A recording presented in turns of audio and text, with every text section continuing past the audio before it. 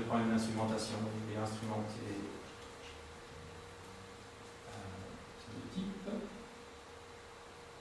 Donc ça, ce sont les compareurs qui sont utilisés dans le dictionnaire pour comparer les strings. Donc PEX doit comprendre ce que ça veut dire qu'une chaîne de caractères est égale à une autre chaîne de caractères. Elle va commencer à générer des systèmes de fichiers avec des contenus qui normalement devraient amener des choses intéressantes, mais apparemment pas du tout. J'ai quand même trouvé le fichier, mais peut-être que ma double transformation de ligne à ligne tout à fait tue le sujet de l'outil. Donc ce que je vais faire, c'est que je vais retourner ici, je vais retourner au mode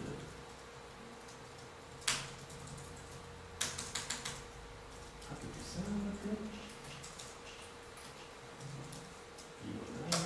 Ok.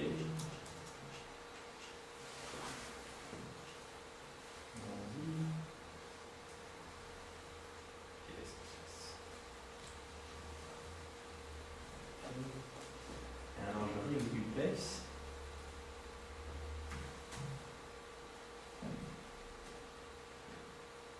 Donc ce que je m'attends à voir ici, c'est que PEX génère un système de fichiers qui contient voilà. Évidemment, mon assertion est tout à fait fausse, mais il contient des... donc, il a généré... J'ai raté. Ici, on peut voir donc PEX a vu qu'il y avait une branche qui requiert un fichier appelé cmagap et dont la valeur contient foo égale 2. Donc ça, c'est vraiment notre but. On est quand même en recherche, donc on a des grands projets. Si vous écrivez des modèles en utilisant notre framework, ce qu'on espère faire dans le futur, c'est de pouvoir dire, ben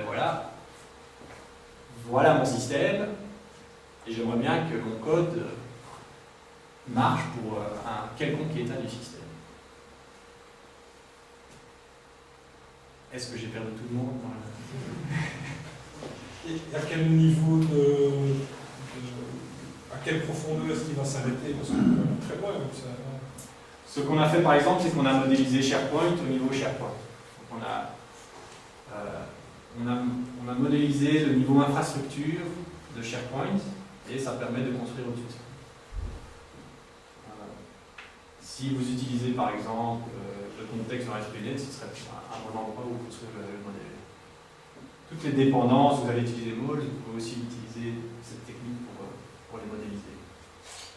L'idée, c'est d'écrire des tests en fonction d'état plutôt qu'en fonction de. Plutôt que cette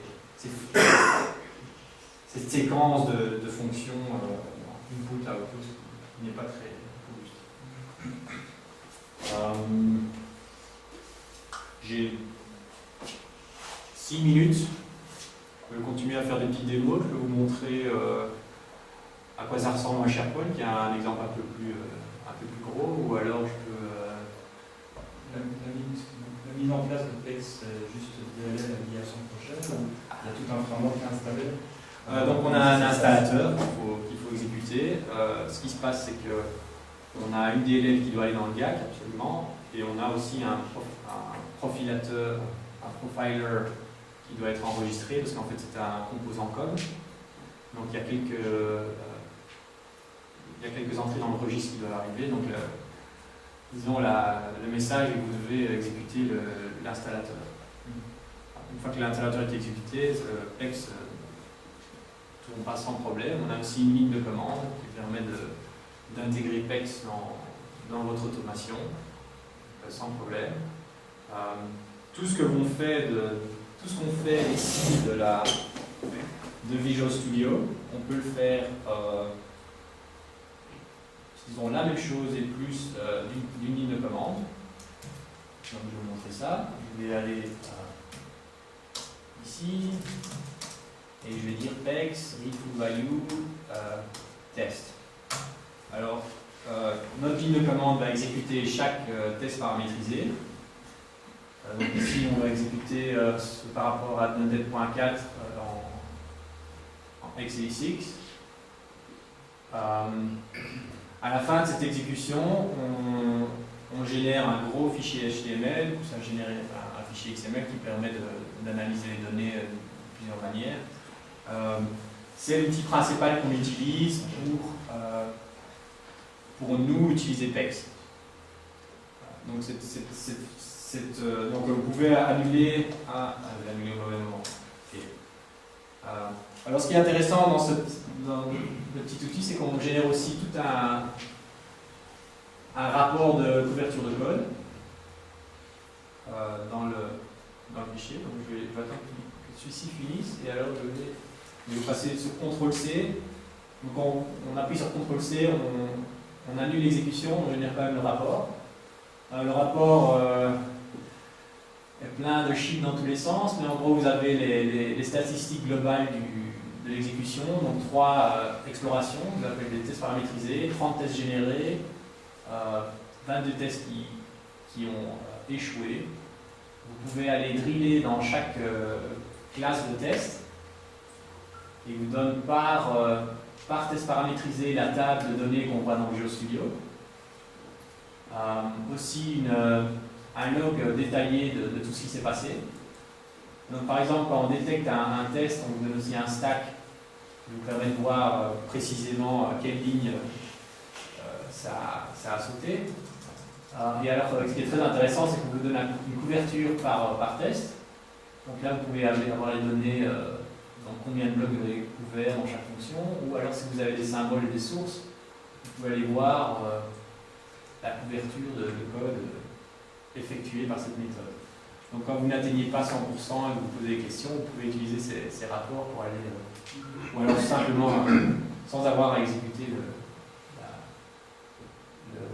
la couverture de code MSTest. Ce qui est très important à comprendre dans le rapport, c'est qu'on vous donne une couverture dynamique, il me reste 2 minutes. Donc on ne connaît que le code que l'on a exécuté. Donc ça veut dire que si on n'a pas exécuté de code, on ne va pas le considérer dans la somme.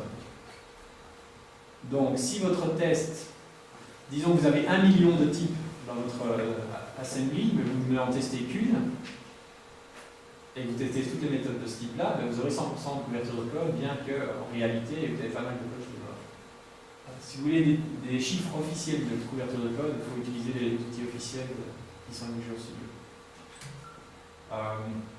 Donc les rapports HTML sont assez puissants pour analyser ce qui s'est passé dans un run de PEX ou dans un run de build. Il y a aussi une table des exceptions. Donc si vous appliquez massivement PEX à votre code, on vous donne une table de toutes les exceptions qu'on a trouvées. Clairement, les new references, c'est jamais un bon signe. Les arguments d'out of range non plus. Donc ça vous permet de rapidement driller dans votre code et d'aller chercher ce qui n'a pas marché. Il y a pas mal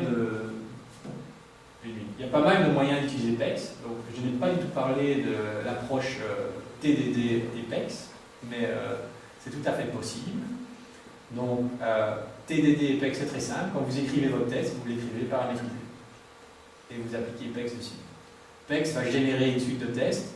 Probablement, un de ces tests sera un test qui échoue. Donc, vous pouvez réparer votre code par rapport à ce test unitaire. Et ensuite, une fois que le code, ce test passe, au lieu de réécrire un test, vous allez juste réexécuter PEX. Il va probablement trouver la prochaine faute. Donc ça raccourcit la boucle TDD.